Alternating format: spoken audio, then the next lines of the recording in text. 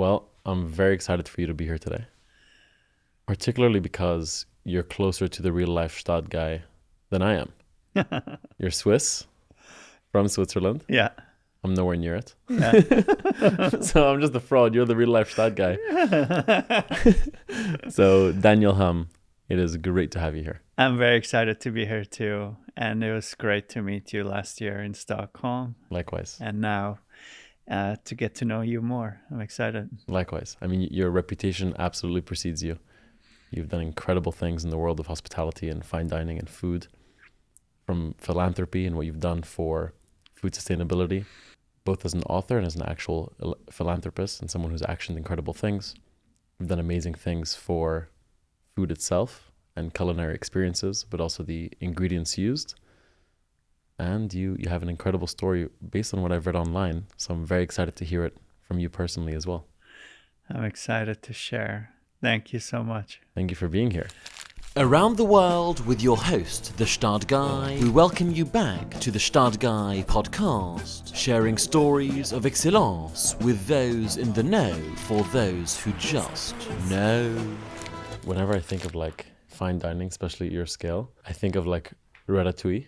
And like the really intimidating food critic, and that everyone is like that in the world. It's like everyone's like so scary and like so focused, and you're actually just this very kind, cheerful, positive person who's not as intimidating as your kitchen. Thank you for saying that. Yeah, I think, I actually think ratatouille was great because it made kind of fun of it. Yeah. And there's a lot to make fun of it in our world. But I think I do believe, there has to be a certain discipline and rigor to do what we do on a daily basis, because it takes an army of people to do what we do. So there has to be a certain sense of structure, and maybe that's why this image. I also think that fine dining, I even don't like this word, but I think there has been a great evolution, and I think places don't feel as stuffy as they once did. For sure. Yeah. So, I mean, let's go straight to the Gstaad reference. Let's go straight back to Switzerland. I'd love to know more about your upbringing in your early life and what that looked like so close to Gstaad.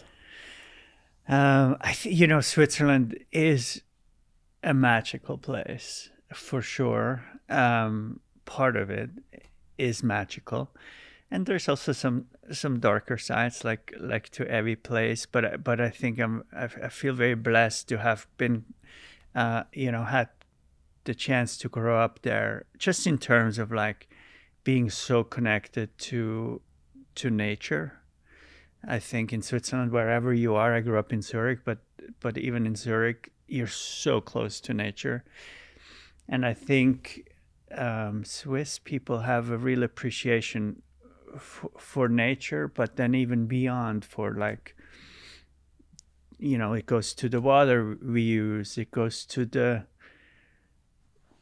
trash that we create or not create. I think inherently I got a sense of like sustainability at a very early age, what it means to compost, to recycle. I mean, that was like ingrained in me from day one. In a way, like now living in New York, some of those things are still not here 40 years later, and we're still trying to have composting and recycling in New York. So it's a magical place, but then there's also other parts of it. Yeah.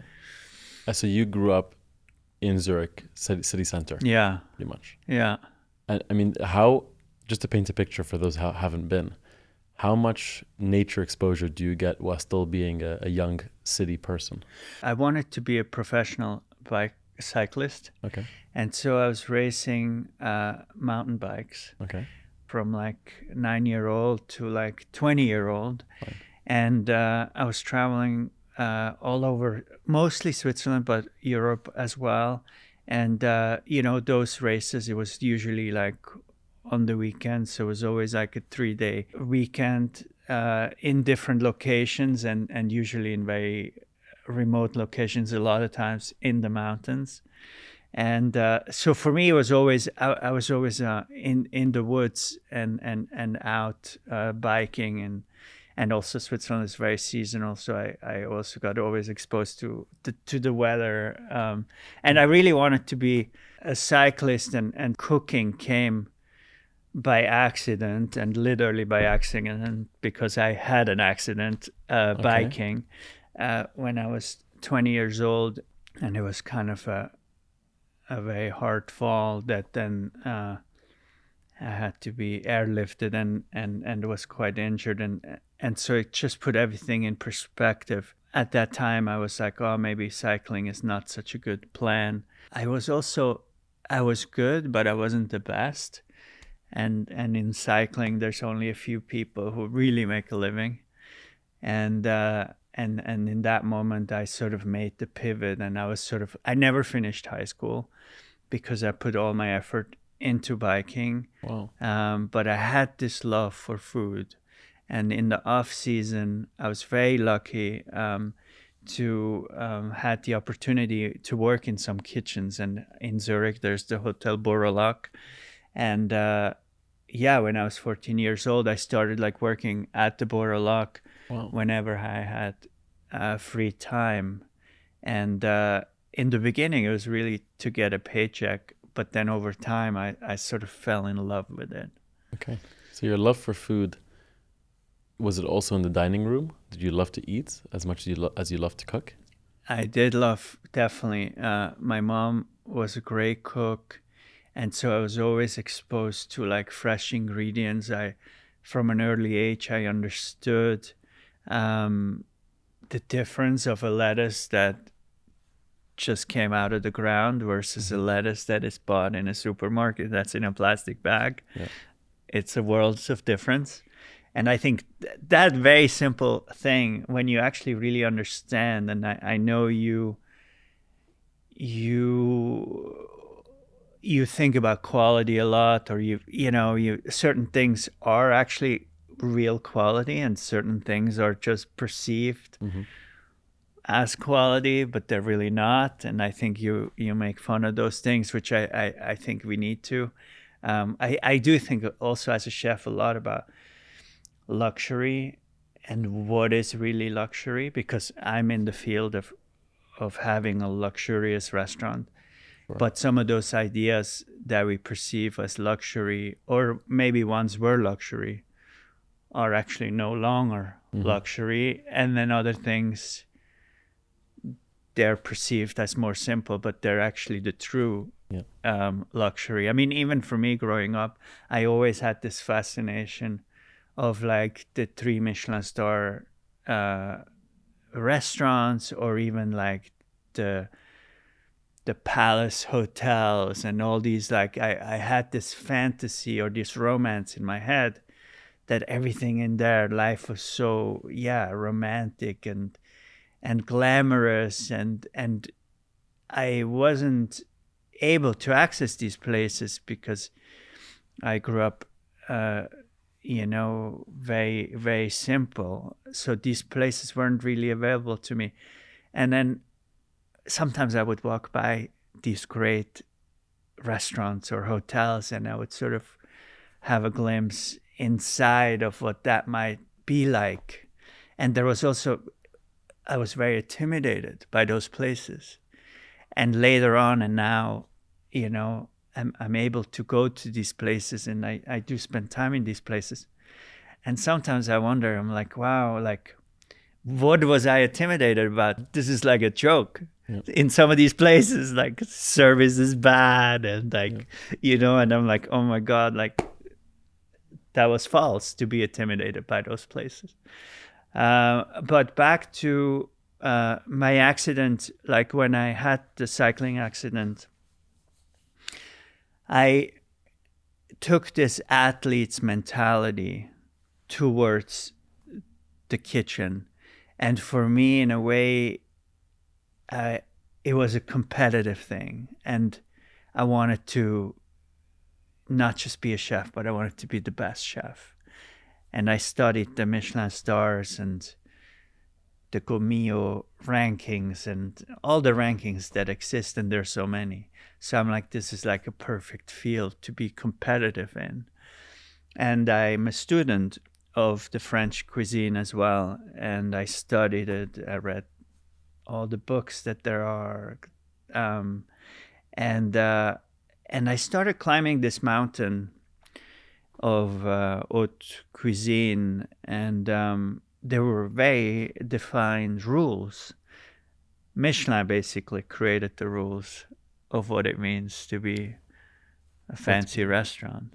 And I learned the rules, and I played by the rules.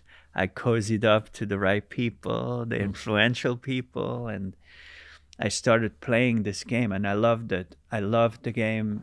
I started working for some of the best, and then when I became a chef, I wanted to be the best, and I wanted to win every award there was, from the smallest one to the biggest one, and it's quite exhilarating because it's measurable. And so you set your goal about wanting to have one Michelin star, and then you get your team behind it, and then you reach that point, and then you get more people behind it, and then you want to get to 2 stars, and so it's like you're able to build this incredible team behind it, and everyone is hyped on reaching these goals. And I think there's so much to unpack yeah, on that page of things, but I'd love to, just before I get too excited and roped into that, I'd love to go back in time to you getting that job at Borolac yeah, as 14-year-old yeah, who loves biking, right? And is intimidated by fine dining. yeah, That is a rare turn. yeah, A lot of people like food as diners, myself included, yeah, and feel intimidated by fine dining, also myself included. But I don't feel invited into such a kitchen, particularly not when I was 14 years old. yeah. What is it that drew you to French fine dining in particular, and that excited you about being in the kitchen? Yeah, no, that's a really good point. I mean, I think it was this romance that I had that wasn't quite accessible to me, but maybe through the back door, the kitchen, it somehow was. Yeah. And I wanted to see what it was all about. And I think, I mean, I did love working in these kitchens where it's quite, you know, the chefs are like with the big chef hats and the perfectly starched whites and the long aprons, and I think there was like somehow this nobility about the profession. There was like this pride that these chefs had, and I really that really spoke to me. But in the beginning, you know, I was just like putting, you know, when deliveries came, I would help putting the vegetables away and clean the vegetables and basically just get them ready for the chefs to then prepare. And yeah, I always felt comfortable somehow in the environment of a kitchen. What I later also recognized is that I think in the restaurant business, there are a lot of people who didn't finish high school or didn't have like these degrees. And what I always felt beautiful, it was that whatever you brought that day, you got rewarded for it. So like anyone in the kitchen or in our industry really has an equal chance. It's basically what you put in, you get out. Mm-hmm. And so I was willing, you know, to put in a lot, and I feel like I received a lot. I think also I came from like challenging family dynamic. And for me, the holidays were always something I didn't look forward to. And what was nice about working in a kitchen was like, you work on holidays. And so now you don't need to be like worrying about, oh, what's going to happen this holiday. You have an excuse, and you can work in a kitchen. You can kind of like disappear in the kitchen. And for a long time, I feel like it was a place for me to disappear in. And there are like, even our meals that we share every day, our staff shares their meals together, and we call them family meals. And I think there is a true sense of family that exists within restaurants or hotels. So how old were you when you ultimately left Switzerland? I was 25 years old when I left Switzerland. Okay. And made a trip to New York? To San Francisco first. San Francisco first. I was, when I was 24 years old, I started my first chef job. After working 4 years in a 3 Michelin star restaurant, at 24, I got my first chef job. And it was in this little restaurant called Gasthaus zum Gupf, an hour outside of Zurich. Beautiful restaurant on top of a hill that's overlooking Lake Constance, and it's just in this magical place in Appenzell, actually. Very idyllic, exactly what you picture Switzerland to be. And in that place, at 24 years old, I got my first Michelin star. Everything happened kind of very fast for me. So I was there for a year and a half, and then I got a call from a Swiss hotelier in San Francisco running this place called Campton Place. And he called me out of the blue, and he said, I'm looking for a chef to run this restaurant here in San Francisco. And at that point, I didn't speak English. I'd never been to America, and I never thought of America as a culinary destination, quite the opposite. And he was very convincing, but I was like, no, I don't think this is for me. But then he was also very persistent, and then eventually he said, I'll pay you a trip, I'll fly you out, you spend 2 weeks here, and then you make a decision. And at that age I thought, well, a free trip, great. California. Yeah, California. And so I went, and he picked me up, him personally picked me up at the airport, and that left quite an impression on me. He then drove me not to San Francisco, but straight to Napa Valley. And we went to go see, we were there for 2 days, and we went to go see some of the great wineries. We ate at the most well-known restaurant there called the French Laundry. And I was completely overwhelmed by positive impressions. It was the opposite what I thought. And there was at that time, there was this excitement about fine dining because it was the beginning of it almost. It was different than in Europe. In Europe already it kind of felt a little bit stale and old maybe. And here in California, people were like super hyped about fancy dinners and products and artisans and farming and cheese making, all this stuff. And then we went to San Francisco, and they kind of continued going to the different restaurants, to the markets. And I was so blown away that by the end of the 2 days, I knew that I would do anything to get this job. Wow. On the last day, I was asked to prepare a meal, and I prepared a meal for them, like a 5-course meal for the general manager and the chef at that time and some of their friends. And then they offered me a job. We applied for a visa, which was a student visa.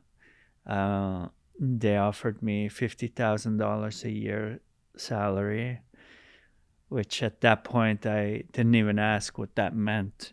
Later on, I realized that it was close to nothing, because when I needed a place to live, I actually couldn't afford it.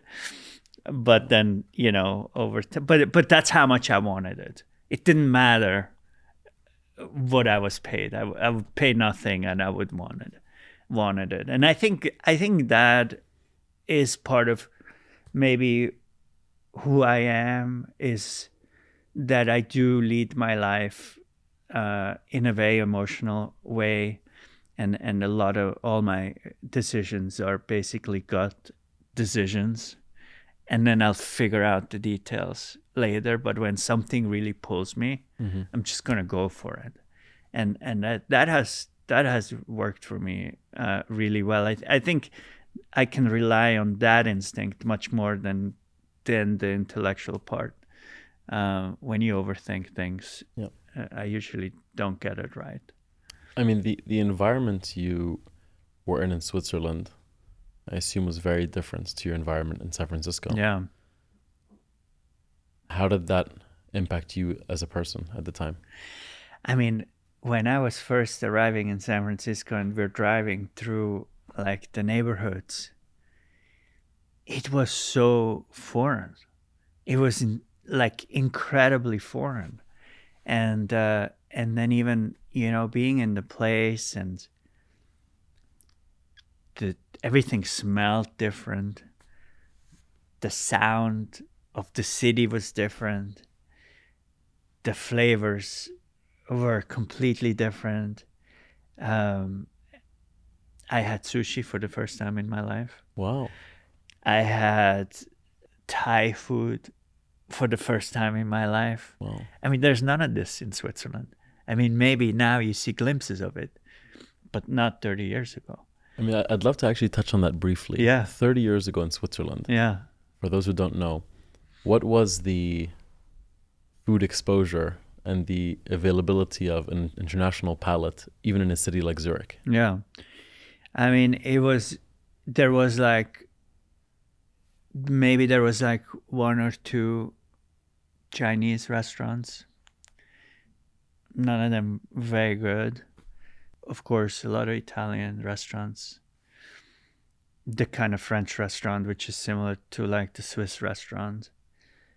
There was like a Spanish place that we would go to, and that felt like exotic, But not much. But not much. Yeah. There was no sushi. There was no Thai food. There was none of that. It's a whole new world. Yeah. In San Francisco. And so my mind exploded. I think my curiosity, it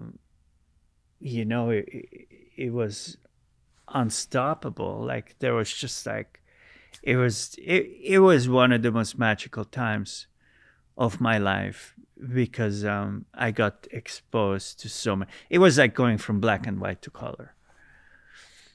As I know that in Switzerland there are incredible values that exist in the household, but also transcend the household into the way people work together, converse in the streets, and people who don't share those values are usually not celebrated as much in society, to put it lightly, right? If you don't do it the Swiss way, not exactly accepted within the Swiss people. Yeah.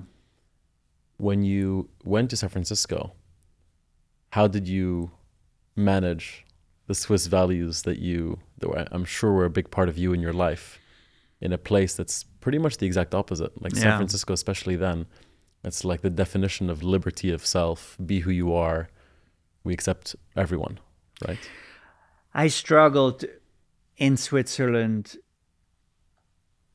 with all the rules, especially when I was young, because I was sort of like, I didn't quite ever fit in. I didn't fit in to the school system. I struggled to fit in. And when I got to San Francisco, I felt free. I felt that there was an acceptance, a lot less judgmental. Like in Switzerland, people are quite judgmental. And if you don't fit in, like you said, you kind of have a hard time. So I felt incredibly free. I felt like anything is possible. But funny enough, and a lot of people talk about this, but as you get older, all of a sudden things catch up, and you're actually a lot more like the things you didn't want to be. And with time, I started to really appreciate the Swiss values. And I think when you find the right balance of openness, but also the values, I think that's kind of like the perfect balance.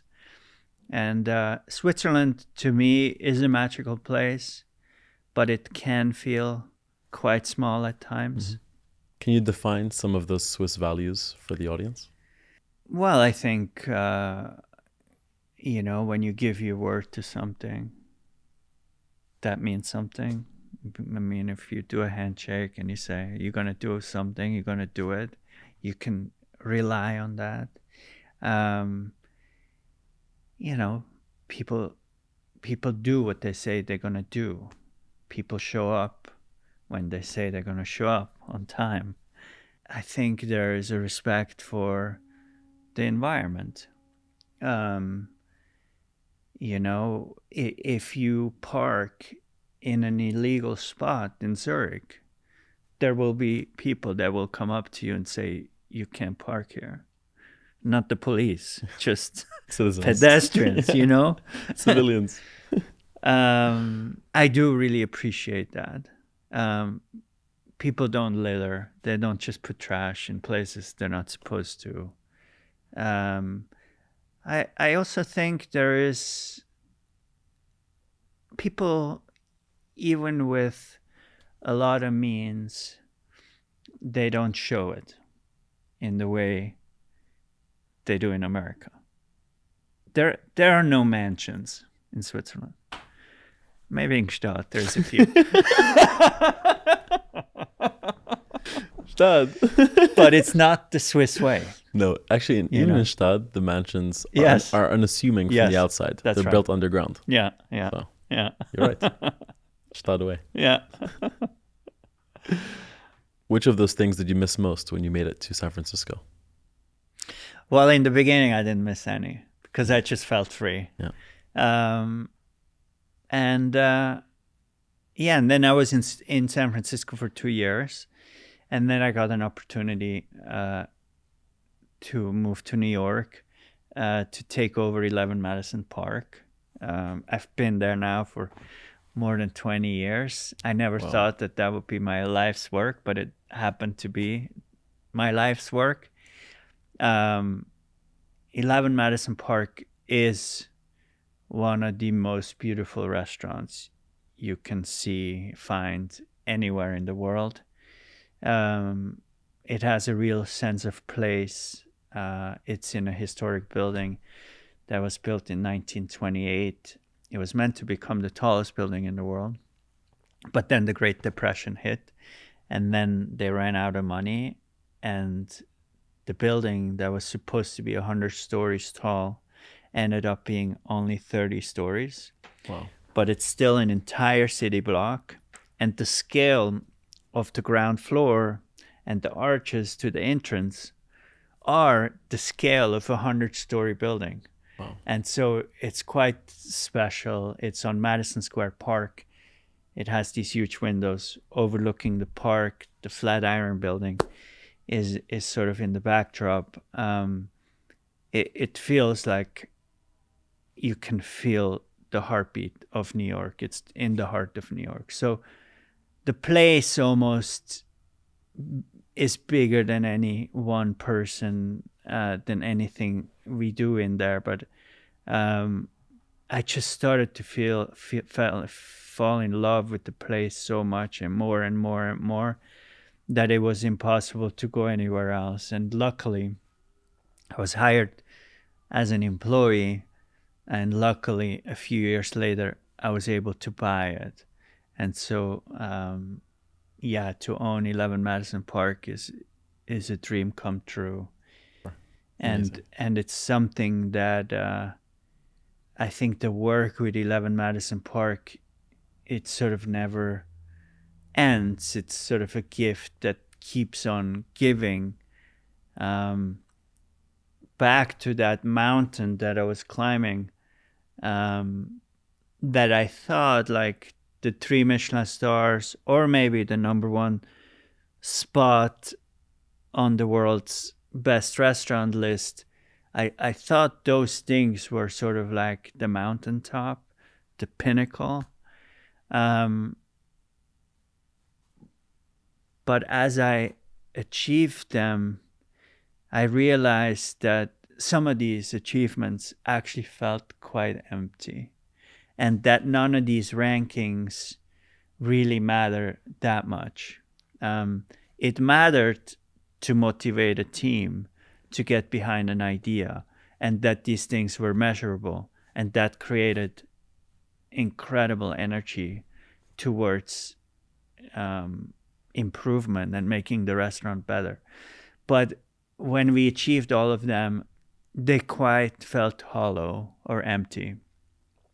And it felt like that we didn't had as much meaning. It also felt that some of those rules or principles to get there felt quite antiquated, and that we had to reinvent the restaurant to be more purposeful, to be more in touch with the world of today. Actually, we almost got blinded by reaching these awards, and sometimes I feel a little bit guilty about it, that in the journey to reach these goals, that I didn't like check myself if the direction was still the right one.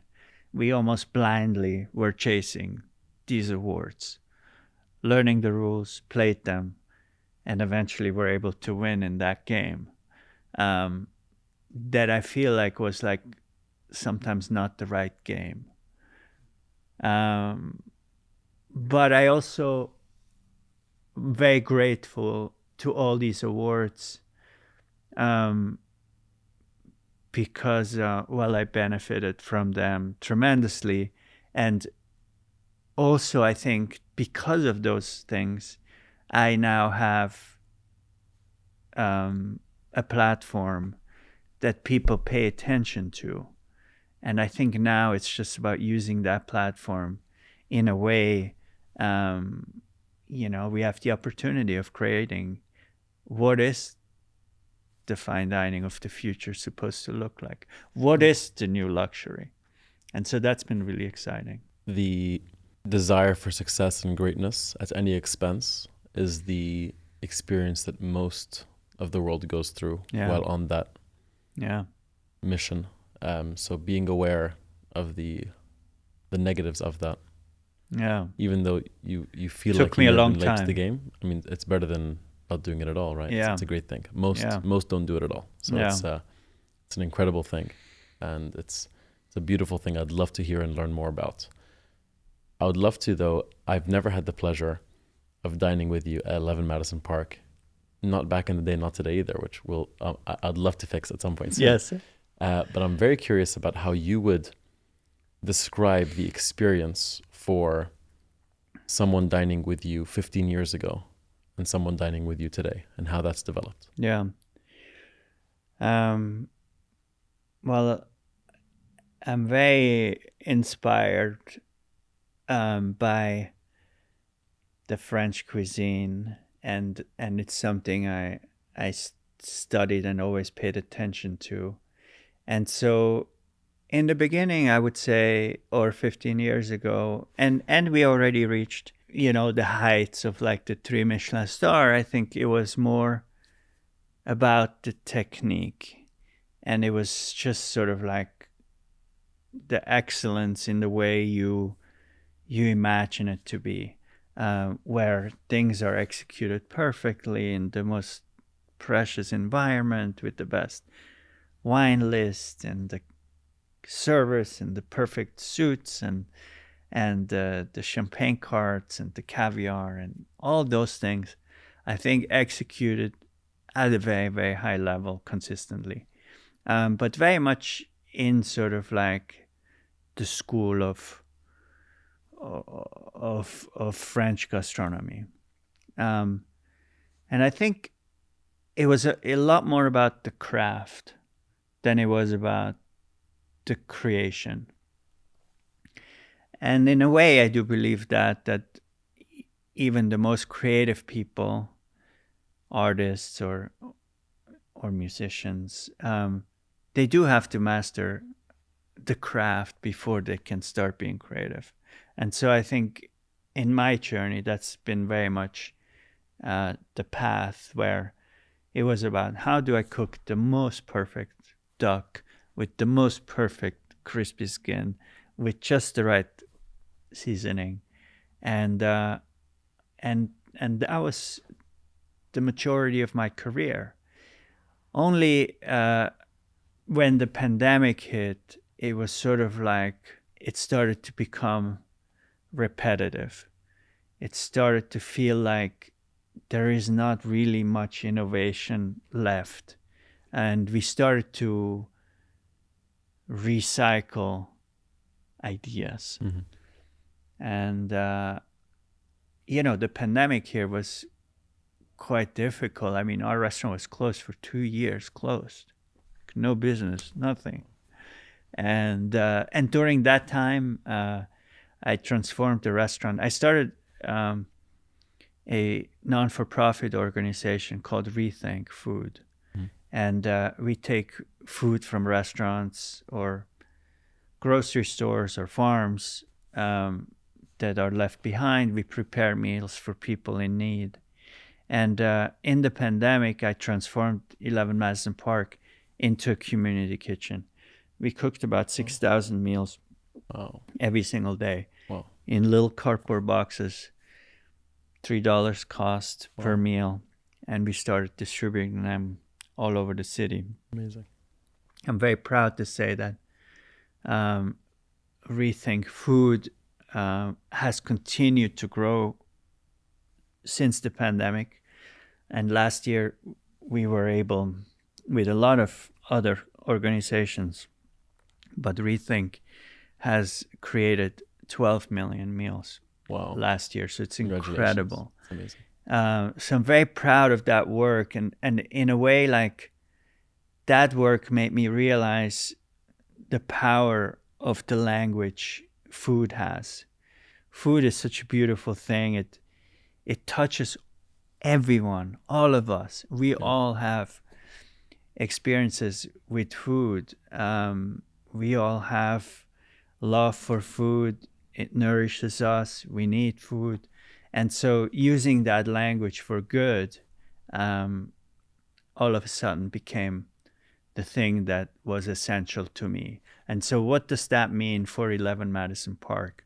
Well, we know that the world and the climate is in a difficult place. And me as an expert, knowing where these ingredients come from, and also knowing how it's changed. Like, some of the ingredients have disappeared completely. Some of the ingredients used to be farmed, and now they're farm raised. Even the taste of things has changed. Mm-hmm. A strawberry rarely tastes like the strawberry you remember from growing up. And so I felt like I needed to use this platform for change. And I know that plant-based eating is a better way for the planet. And I know some of these ingredients, like a Kobe beef, when you really think about, I don't know how luxurious it really is. It's expensive, but it isn't really rare even. And usually it comes in a frozen block shipped from Japan. Is this really what we need? Is this really the highest form of luxury? And I think our industry also went so extreme that like there were dishes where they had like Kobe beef topped with sea urchin and caviar and shaved black truffles, and some people even put a gold leaf on top. Just maximum. It's like, what? Gluttony at the highest level. Well, I mean, one experience I remember, and it was actually in Switzerland, a restaurant that I'm not going to name, but it was on Lake Geneva, and it was on this most beautiful day in Switzerland, on the lake overlooking the mountain that still had like the snow cover on it. And I was sitting there for a meeting in this Michelin-starred restaurant, and I remember I had this dish of a langoustine from South Africa with a caviar from China, and it had finger limes on it from Australia. And I'm sitting there in the most picture, and I'm like, we're fucked. Absurd. This is absurd. And more and more, I saw these kind of things, and well, during the pandemic, we decided that we would start a farm upstate. We decided that we wanted to only serve vegetables, and creatively, that was really exciting for me because I always felt that chefs that worked well with vegetables were always the most impressive to me because, everyone poaches a lobster the same way, cooks the duck the same way. One does it with orange, the other one does it with rhubarb, the other one uses sweet onions. In a way, everything felt kind of the same. But when someone worked with the vegetables, and I had this amazing experience once, early in 1998, and there was a chef called Michel Bras in France, and he had like a vegetable dish on the cover of his cookbook, and when you went there, a lot of the dishes were vegetables, and that really moved me. And so creatively, it always felt like the greatest challenge to work with vegetables, because that's where the chefs really showed if they were, shining or not. And yeah, it's been a beautiful journey. I think, it was difficult in the beginning because it became very political. It's can be very polarizing. I think there's like the vegans on one side, they're such a minority, but they're very loud. And I never saw myself in a box. I just wanted to work with food, and I wanted to create beautiful meals. And today, the restaurant, the meal is more poetic. It's more creative. It's more unpredictable. It's a new language. Yeah. It's a new language of fine dining. My goal was no longer to reach all the stars, the Michelin stars, in a way. The goal was bigger. But then in the end, when our restaurant was named 3 stars using no animal products, that did feel like a win in some ways, because I feel like it was a measure, and it was a measure that even one of the oldest organizations that rates restaurant can actually change. And so it was a measure of change now. And so I'm very proud of that. I love that. It's incredible. Yeah. And there's a few things you touched on that mean a lot to me and excite me about luxury in particular, which is a big talking point in my world on Gstaad Guy. And it's the obsession for the process rather than just the product. And these product cheat codes you spoke about, like that dish in Geneva, which is the Wagyu with the uni, with the caviar, with the truffle. And I'm always far more impressed as a consumer, but also as someone just on the sideline, by simple ingredients making something profound through a profound process. To say it simply, I'm more impressed by a great pizza than I am by something covered in caviar. Totally. Right? I find it more complex and more of an expression of craft and passion to make a great pizza.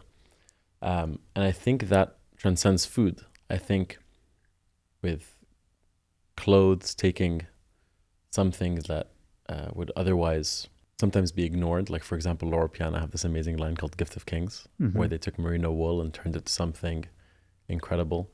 With watches, creating incredible movements versus just covering something with diamonds, which would be the cheat code in that category. I think every industry has these product cheat codes and also has this underlying beauty of process and craft. Yeah.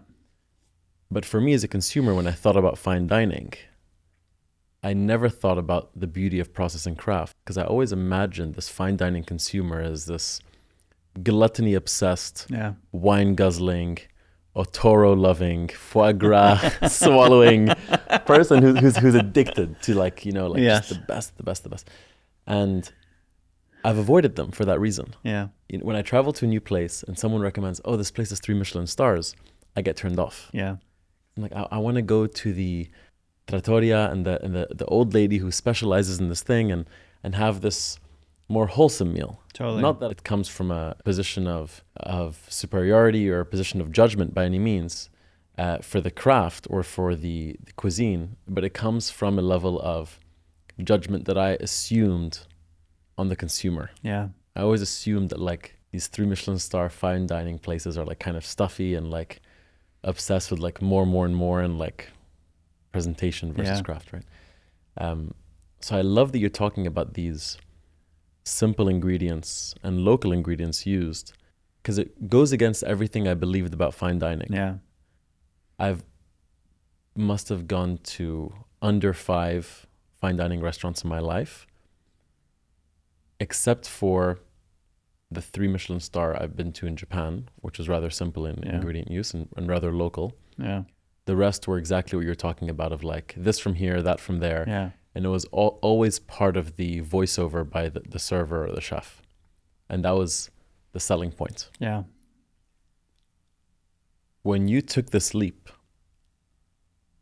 did you worry that the consumer would feel differently about this than you do? And if yes or if no, where did your conviction in your mission come from to go against the norm? I think because it was the pandemic when I made this decision. And during that time, I almost lost everything. We almost went bankrupt. We had no business. There was nothing.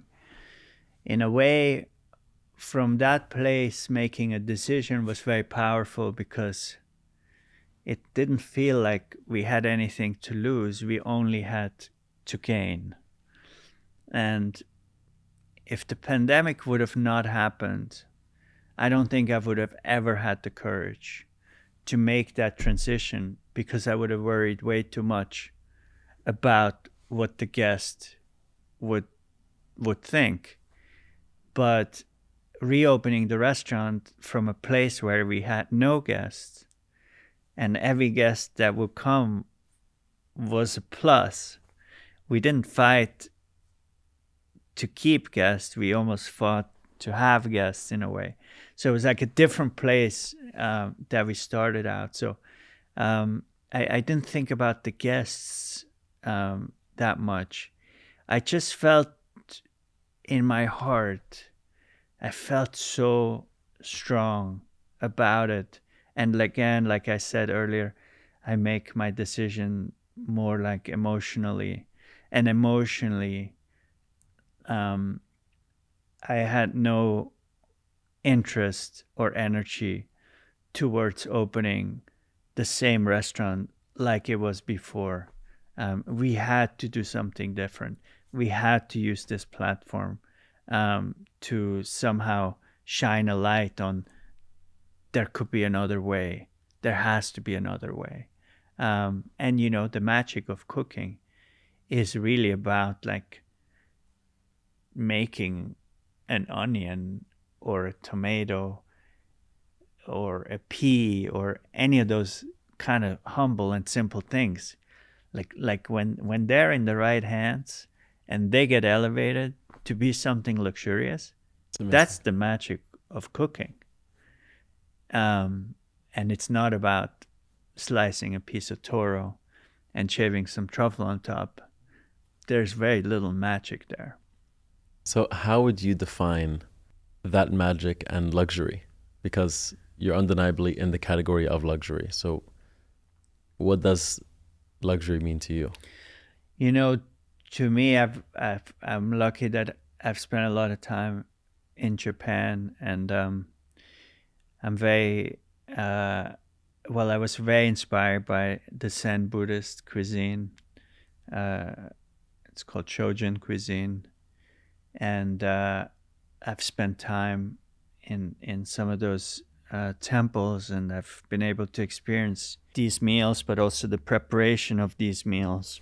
Even like time as being almost an ingredient, like the time it takes to grow something, to think about a dish, then to prepare the dish, and then even taking time to enjoy the dish.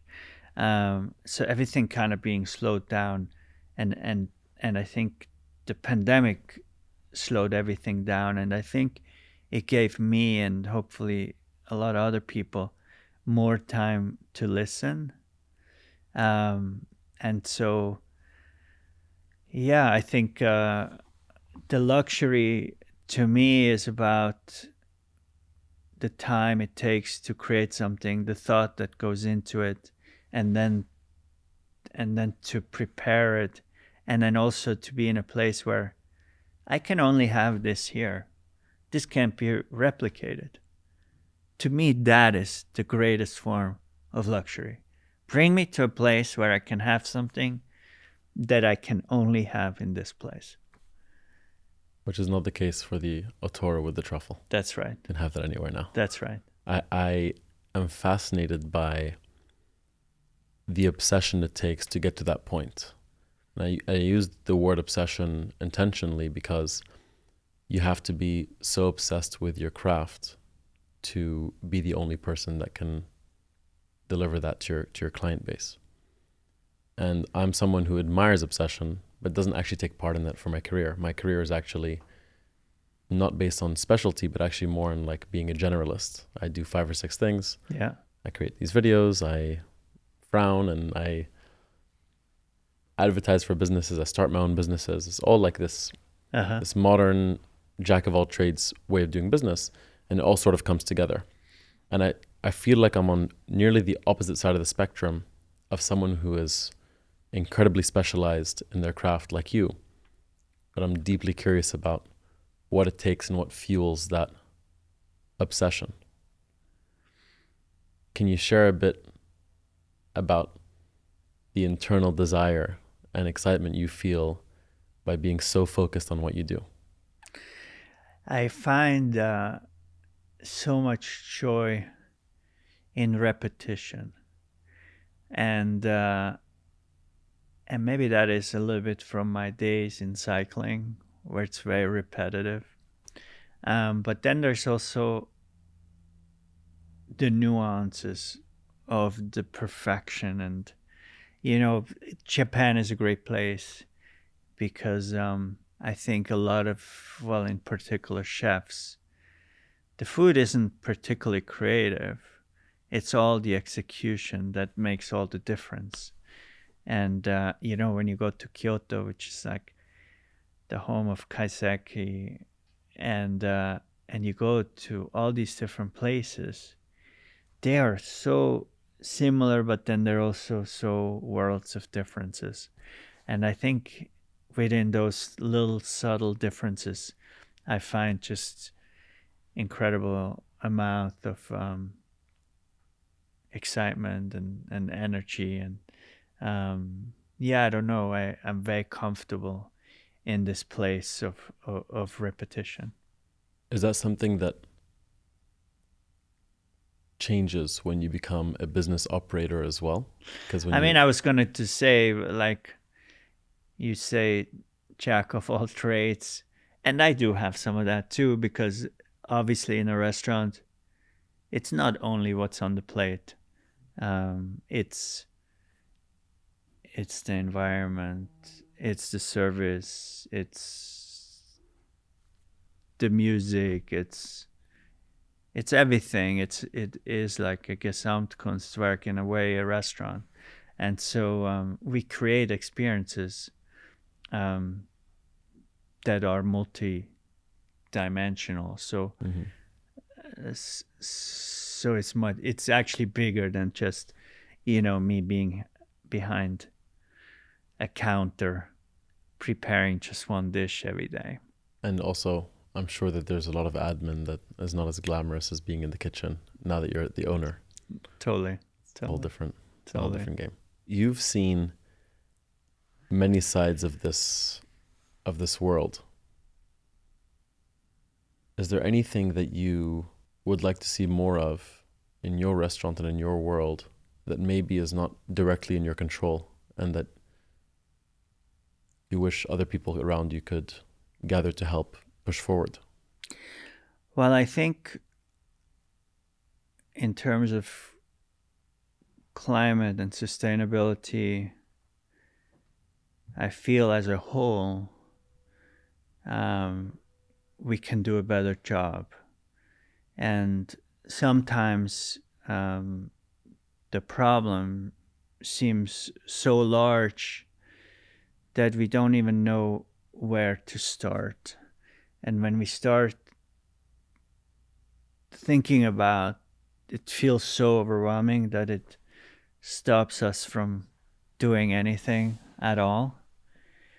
And it's clear to me that having a fully plant-based restaurant like ours is an extreme case, and it's not the only way forward, or it's not the way forward as a whole. It's an example of what's possible. But I think the solution is somewhere in the middle. And I think it's about progress rather than perfection. And I feel that anyone can make subtle changes. And I think it's these subtle changes that then as a whole make a big change. So I would just say, like, I would love for people to just do what they can do.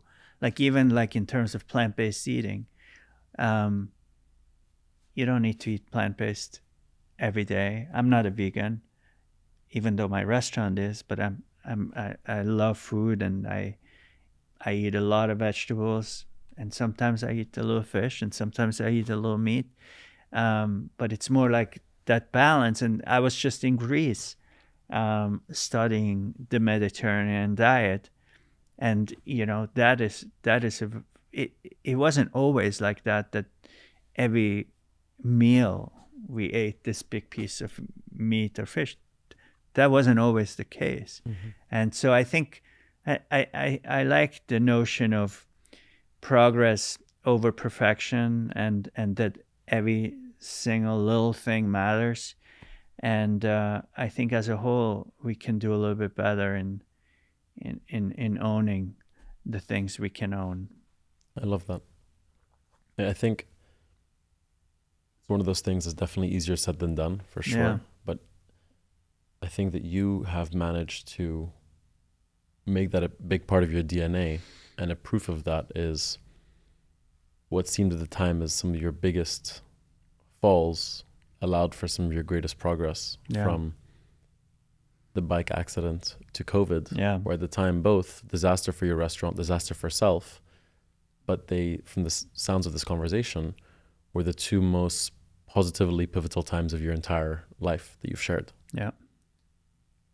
For people who go through those moments but don't have such a deep desire for progress over perfection, Yeah. what would you say they can practice to find the beauty in the challenges? Well, I think one thing is just to do what's in your heart and not to listen what people tell you to do. I mean, no one recommended me going into the culinary profession when I was a bike rider, but I felt like a love for it, so I did it. And definitely no one recommended me to make the restaurant fully plant-based, but it was in my heart, so I had to do it. I guess just like what's in your heart, that can never fail you. If you listen to your heart, you can never be wrong. Yeah. And I think that's what I would say, and I think it takes courage. The word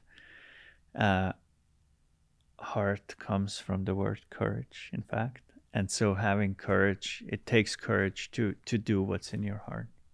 But just go with that. I like that.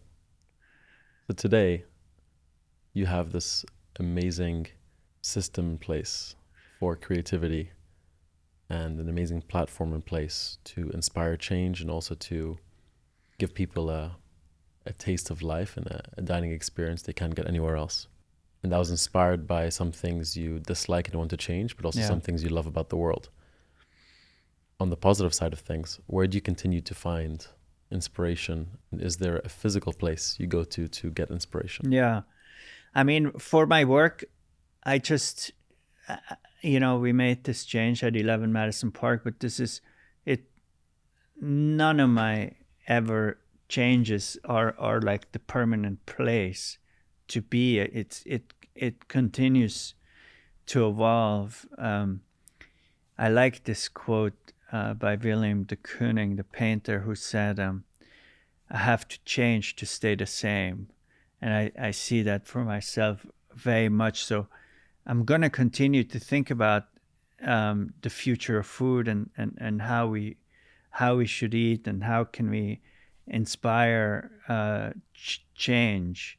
And as I said, I think maybe it's somewhere more in the middle, and I don't like, and maybe that's why I wanted to leave Switzerland, because being in Switzerland sometimes felt very much like being in a box. And I think humans, even in America, they want to kind of put you in a box. And even now the restaurant is plant-based. People want to put me in this like box, but I've never been in a box, and I refuse to stay in a box. And so I think continuously to think about what's going on, and things are changing so quickly. There are a lot of amazing people doing amazing things that are progress. So I want to just be part of a greater change. I do find inspiration more often in nature. I do live in New York City, which is an incredibly inspiring place. But then when it's not New York City, I like to be, I was just in Greece and I spent time on an island, Tinos. And they told me that they don't get tourists, they only get travelers. And I kind of liked being in that place where it felt very local and very ancient, and there was a lot of respect for the food and the land and the nature. And so I think to me that gives me great energy to then come back to be in this big city of New York and maybe take some of those lessons to this big city. I love that. I mean, it sounds like one of the lessons that you shared early in this conversation about these Swiss values that are incredibly balanced. I think balance is a big part of Swiss living and the Swiss household, even down to the dining. It's not the most vast culinary experience eating Swiss food. It's Totally. It's mountain food. Yeah. It's made to last. It's not made to excite like the Mediterranean. But it is very balanced. And the Swiss way of living is very balanced. And from what it sounds like, what you're telling me about, you're not vegan. You just eat less meat. Yeah. You're not living in the woods. You're living in New York, but you expose yourself to nature. There's this incredible undertone of balance. Yeah. And I'm happy to see that that's been such a huge part of you since you were 14 years old. It's really cool to hear. No, thank you. And there is no end place. I think it's a living thing.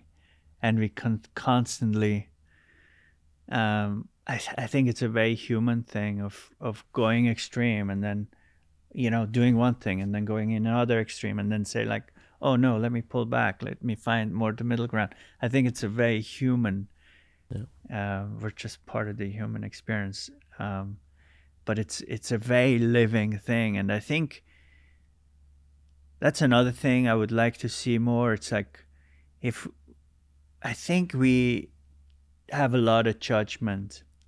And I think if someone is making changes, then people come out and trying to maybe criticize. If someone says, I'm going to be very sustainable, or I'm going to like, if a restaurant would say that now we start to compost everything, then people would come out and say like, oh, but you're still serving meat, so you're not really sustainable.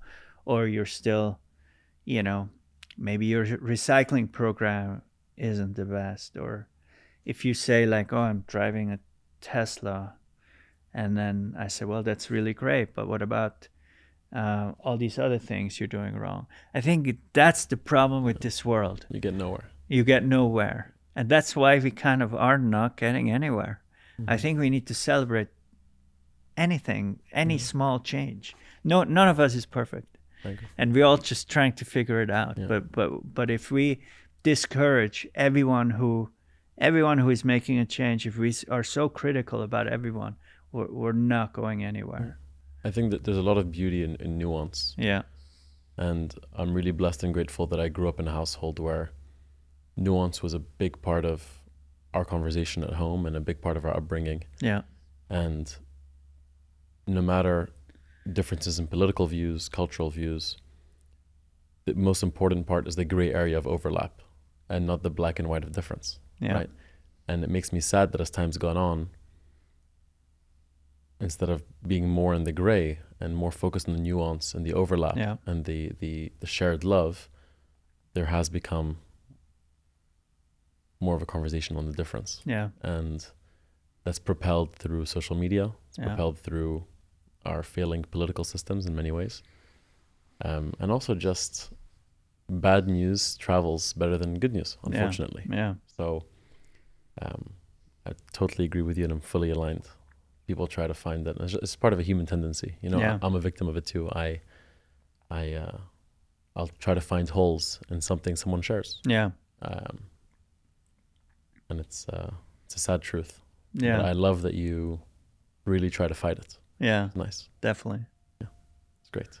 Well, something we always do on the Gstaad Guy podcast, we play a quick game of à la poubelle versus fantastique, which, as you may know on my Instagram, à la poubelle is things we'd like to throw in the trash and change, and fantastique is something we love and celebrate and are proud of. Are there one or two things in the world that surrounds you that you would want to change and throw à la poubelle, and one or two things that you love, celebrate, and want to call fantastique?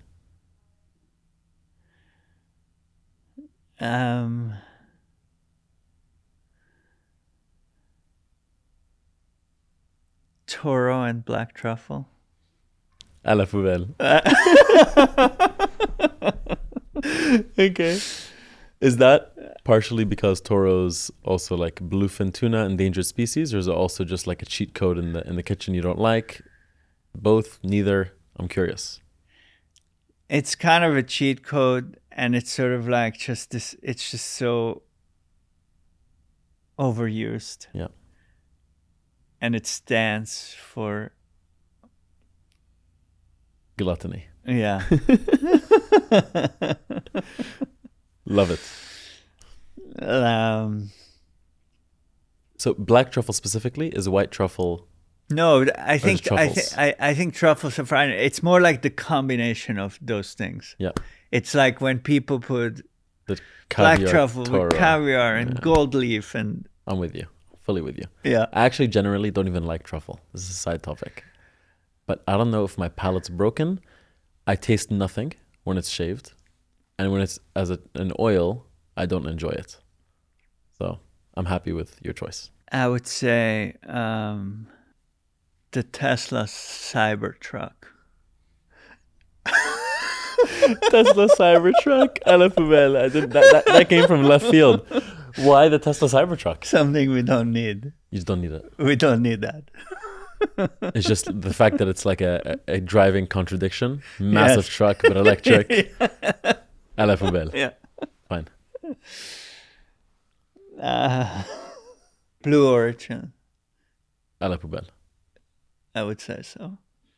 Space travel in general, or the specific recent flight, or in general space travel? I think human space travel. We don't need. We don't need it. Fine. You agree? I am a big sci-fi guy.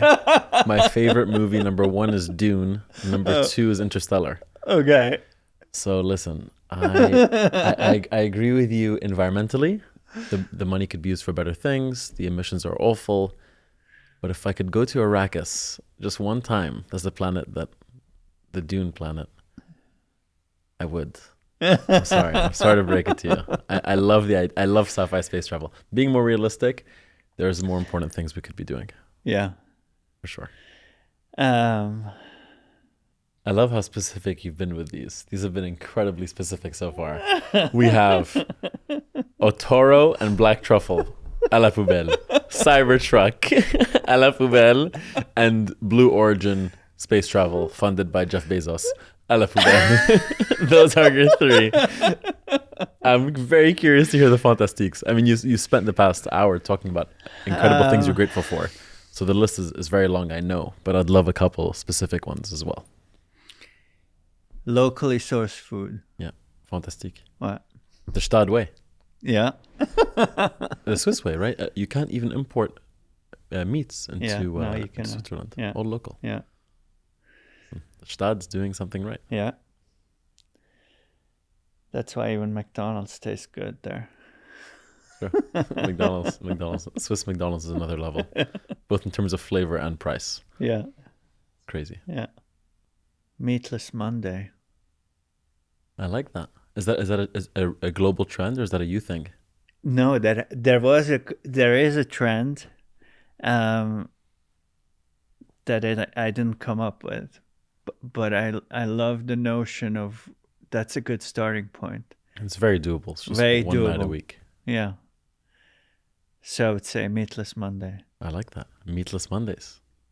On that note, yeah. Thank you so much for being here. Thank you. I am so excited for my Meatless Monday next week. Yeah. I will actually put that into play and let you know how it goes. Okay, great. It's been incredible to talk to you. Nice to talk to you too. I'm so excited to try 11 Madison Park for the first time. Yeah. And I really hope everything you're working on goes your way. Thank you. I'm sorry that misfortune had to lead you to where you are in many ways, but it was for the best in hindsight. So incredible stories. Thank you so much. Thank you for being here, Daniel, and hope to see you again very soon. Thank you. Definitely. Thank you. Thank you. Thank you for listening to this episode of the Gstaad Guy podcast. If you're keen to learn more, please follow along by engaging with our social channels on Instagram, TikTok, Spotify, YouTube, and Apple Podcasts. And we look forward to seeing you next week. Merci beaucoup, à la prochaine, and a big hug from the Gstaad Guy.